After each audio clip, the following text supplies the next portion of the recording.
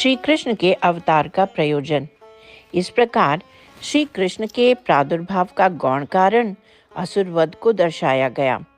श्री कृष्ण के प्रादुर्भाव के अंतरंग दो कारण और भी हैं।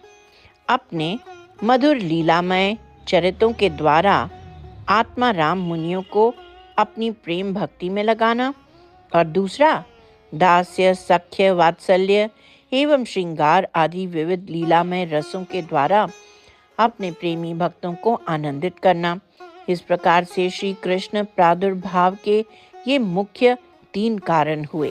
भगवान का प्रकट होने का समय भगवान श्री कृष्ण की दो आंतरिक इच्छाओं के साथ संबंध रखता है।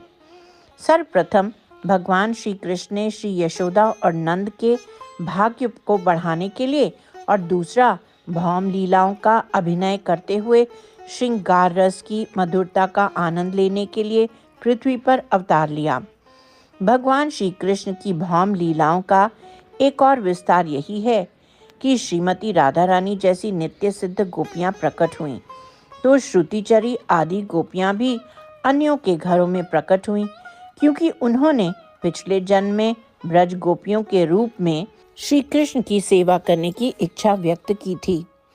दंडकारण्य के ऋषियों ने भगवान श्री रामचंद्र और सीता देवी के स्वकीय भाव मधुर दाम्पत्य प्रेम को देखकर अपने भगवान मदन गोपाल को उसी प्रकार माधुर्य भाव से सेवा करनी चाहिए। अपनी साधना में पूर्णता प्राप्त करने पर उन्हें भी श्री वृंदावन में गोपियों के रूप में प्रकट होने का सौभाग्य प्राप्त हुआ। योग माया भगवान श्री कृष्ण की लीला शक्ति हैं, जो असीमित क्षमताओं से युक्त हैं। इन सभी के प्राकट्य को व्यवस्थित करने और भगवान की ओर से अन्य कठिन कार्यों को करने के लिए गोकुल में अदृश्य रूप से प्रकट हुई। श्री नंद, यशोदा और अन्य ब्रजवासी गोकुल महावन में भगवान श्री कृष्ण के बहुत पहले ही प्रकट हो चुके थे। गोप गोपियां और भगवान के अन्य नित्य परिकर उनके साथ अथवा उनके जन्म के कुछ पश्चात प्रकट हुए। तत्पश्चात साधन सिद्धा श्रुतिचरी, मुनिचरी आदि गोपियों ने वृंदावन में जन्म लिया।